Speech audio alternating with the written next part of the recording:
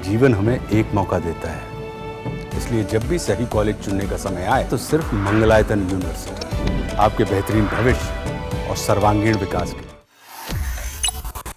भारत की सुरक्षा चाहे आकाश से हो, जमीन से हो या फिर जल से, बेहद मजबूत है और इसे अब और ज्यादा मजबूत करने के लिए एक बड़ा फैसला सरकार लेने जा रही है, जिससे भारत की तरफ गलत नजर से देखने वालों का बुरा हाल होना तय है।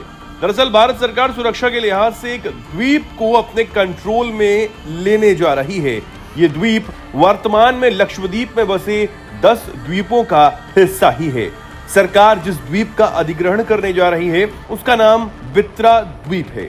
लेकिन फिलहाल एक समस्या भी सरकार के सामने है, क्योंकि इस सरकार के इस फैसले का विरोध यहां रहने वाले परिवार कर रहे हैं।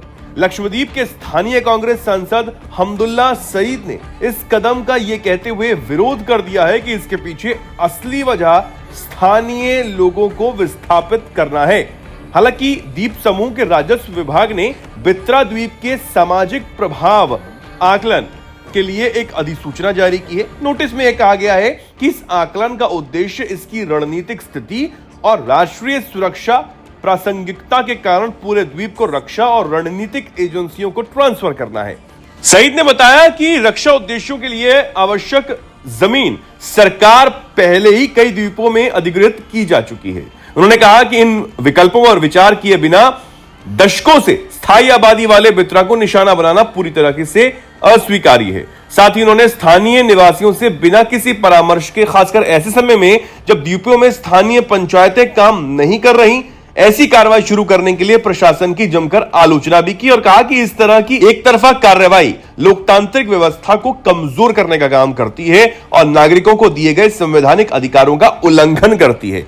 अब आपको याद होगा कि मालदीव के साथ कुछ समय पहले भारत सरकार की कुछ बयानबाजियां हुई थी और अब इस फैसले के बाद सरकार के इस कदम को बेहद अहम माना जा रहा है। बता दें कि मालदीव में सरकार बदलने के बाद नई सरकार शुरुआती समय में भारत के खिलाफ काफी आक्रामक रुख अपनाए हुए थी। इसे देखते हुए प्रधानमंत्री नरेंद्र मोदी ने लक्षद्वीप में पर्यटन को बढ़ावा देने की बात कही थी। प्रधानमंत्री वहां गए थे, कई तस्वीरें वहां से साझा की थी, जिसके बाद पूरे देश में मालदीव के प्रति एक गुस्सा भर गया था और भारत में बॉयकॉट मालदीव नाम से एक मुहिम चलाई गई थी। इस मुहिम के बाद मालदीव के नेताओं ने भारत के खिलाफ जमकर बयानबाजी की थी।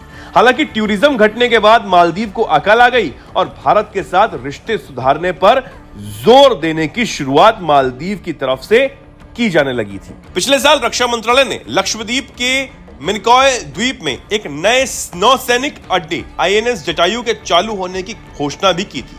मौजूदा नौसेना टुकड़ी मिनिकॉय को आईएनएस जटायु के रूप में कमीशन किया जाना है। यह वर्तमान में नौसेना प्रभारी अधिकारी लक्षद्वीप के परिचालन कमान के अधीन है और अब जब सरकार इस बित्रा द्वीप को कंट्रोल करने की बात कर रही है तो यह एक बहुत बड़ा रणनीतिक फैसला होने जा रहा है।